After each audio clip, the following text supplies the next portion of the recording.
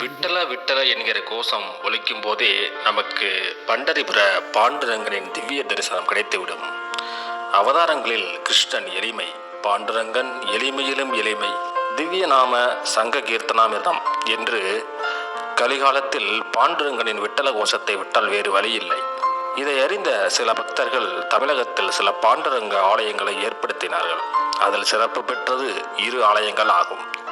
ஒன்று வந்தவாசிக்கு அருகில் உள்ள தென்னாங்கூர், இன்னொன்று கும்பகோணம் திருவிடைமருதூர் அருகே உள்ள கோவிந்தபுரம்.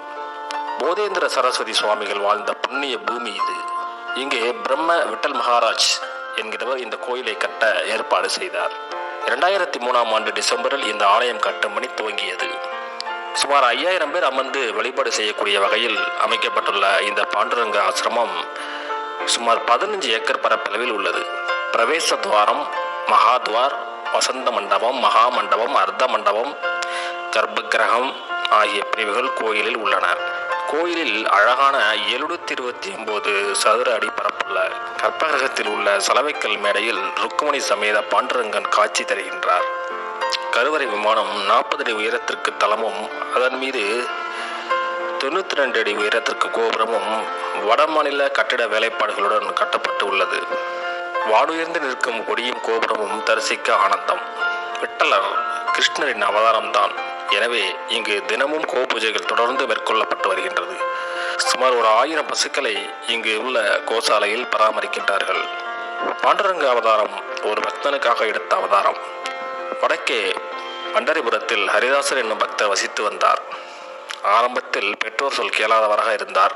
பிறகு பாண்டுரங்கனின் நல்லருளால் மனம் திருந்தினார். தன் செயல்களுக்கு வருந்தினார். பெற்றோருக்கு சேவை செய்வதே தன் கடமையாக கொண்டார். அவர் போட்ட செங்கலின் மீது நின்று கொண்டு விட்டலன் இன்றும் காட்சி தருகின்றார். ஸ்ரீ விட்டல் ருக்குமணி சமஸ்தானம், கோவிந்தபுரம். வாங்கக்கூடம் நிரப்பும் வள்ளல் பெறும் பசுக்கள் நிரம்பிய இடம் ஆயர்பாடி. அந்த ஆயர்பாடி மாளிகையில் மட்டுமல்ல, கும்பகோணத்தை அடுத்த கோவிந்தபுரத்திலும் கூட பசுக்களை கோவிந்தன் பாதுகாக்கிறார். அங்கே இருக்கும் ஸ்ரீ விட்டல் ருக்குமணி சமஸ்தானம் அமைந்திருக்கின்றது. இதை நிறுவியவர் பிரம்மஸ்ரீ விட்டல்தாச ஜெயகிருஷ்ண தீட்சிதர்.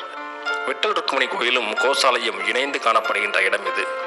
முன்படியில் இதை நிறுவியவரின் சிலை ஸ்தாபிக்கப்பட்டிருக்கின்றது. பல படிகள் கடந்து உள்ளே சென்றால் அர்த்த மண்டபம், வசந்த மண்டபம் ஆகியவை உள்ளன. கிட்டத்தட்ட 2004இல் இதற்கு அடிக்கல் நாட்டி 2011இல் முடிக்கப்பட்டிருக்கின்றது.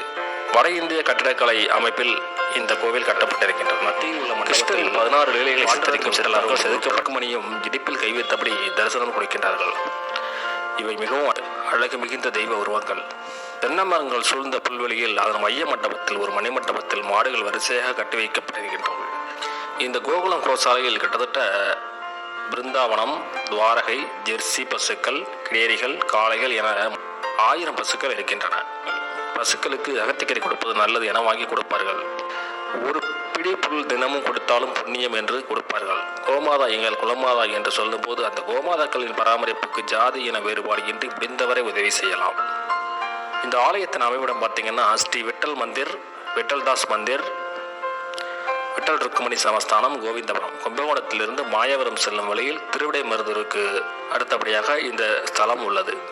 பொதுவாக இந்து தர்மப்படி அமைக்கப்படும் கோவில்களில் நந்தவனம், பசுமாடுகள் வளர்க்கப்படும் இடமாகிய கோசாலை ஒரு பகுதியாகவே கருதப்படும். பல யுகங்களாக அனைத்து கோவில்களிலும் இது நடைபெற்ற வண்ணம் உள்ளது. இதற்கு பல்வேறு தெய்வீக காரணங்கள் உள்ளது.